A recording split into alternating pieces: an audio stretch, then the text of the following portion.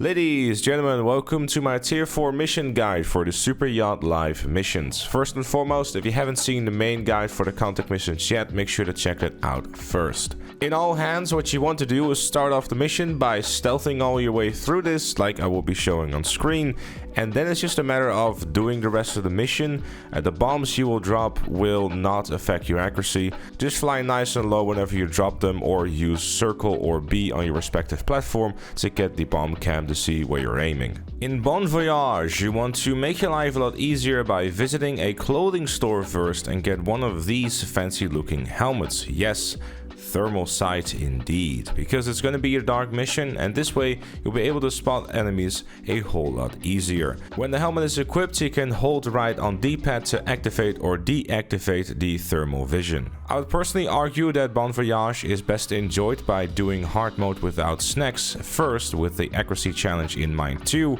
and then the second time playing it on easy mode and avoid all damage at all cost. Also, the health and armor pickups inside of the boat will not avoid your snacks and armor challenge, so if you're playing this in hard mode and you want to make your life a little bit easier, pick those up on a frequent basis to keep your health up at all times. As you've been seeing already in the gameplay, we've been utilizing the RPG to shoot down any incoming helicopters, and that area is really where you want to be taking down helicopters. The cover from them is quite nice, you can get a good angle on them, and most of the time they don't seem to be able to get a shot on you, which makes this position even better. As for the regular targets, the thermal vision is going to be an absolute godsend. You can just use your revolver to just shoot them through the railings and they won't even be able to shoot you, but because of the thermal sight you can shoot them in the leg and one-shot them all over the place. It is incredibly useful. Take out all these enemies and then have a quick look through the stairs here and then aim towards this guy and shoot him dead too.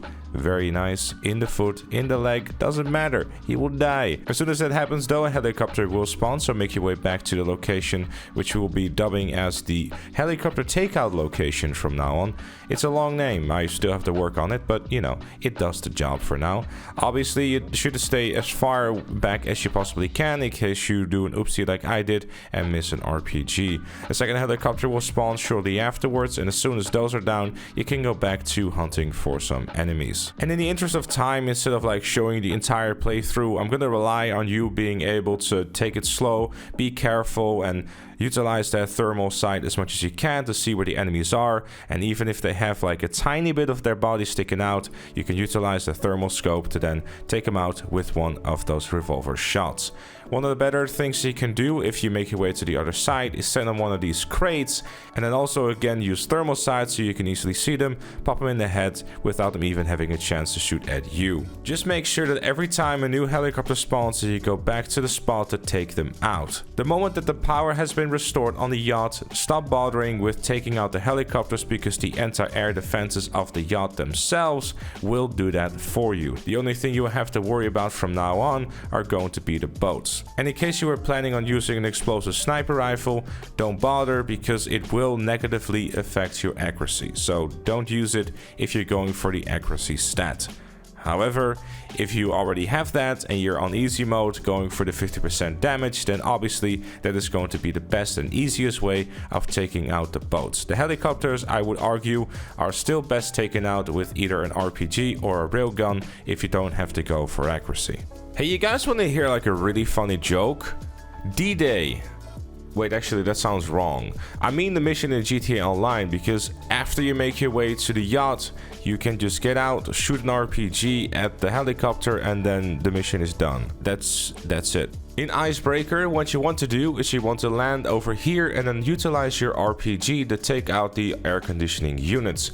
They won't be able to shoot you from here, so, you know, take your time as much as you like. Also, RPG shots don't affect accuracy, so if you miss a few shots, don't worry about it. The main threat in this location is going to be the helicopter that will be spawning. There will be a total of 4 helicopters spawning in a row, so keep that in mind.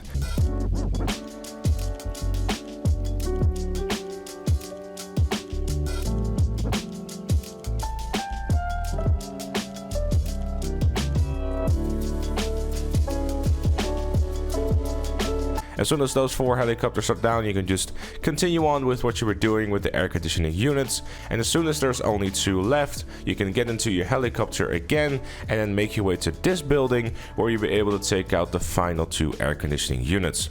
After that, the mission is done. It's really that simple.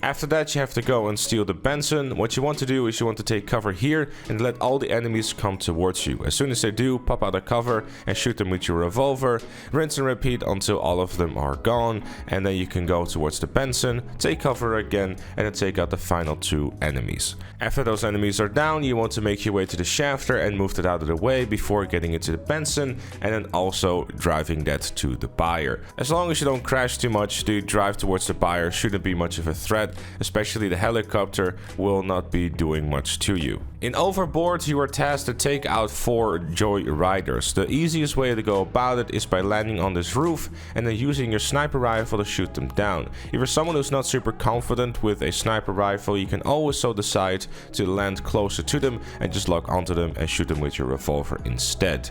After those joyriders are down, you can go to this rooftop here, and then don't make the same mistake as I did by falling off, and then start using your RPG to shoot down all of the boats that you need to destroy. Make sure to use your RPG in this one and not an explosive sniper rifle, because if you use an explosive sniper rifle to destroy these, it will negatively affect your accuracy. Also, when you're on the roof, make sure to stay on there to lose the cops very easily. If there's no helicopters around you, you should be totally fine, as most, if not all of the cops will be on the ground looking for you. And in the final mission, Salvage, after you're done collecting the cargo, which by the way you should probably use a scuba suit for to speed up the process a bit, you want to make your way to this hill over here where you'll be able to utilize your sniper rifle and RPG shots to take down all the enemies on the yacht. And when it's time to rescue the captain and the bartender, make sure that when you're shooting the captors that you shoot both of them in rapid succession, because if you're not quick enough,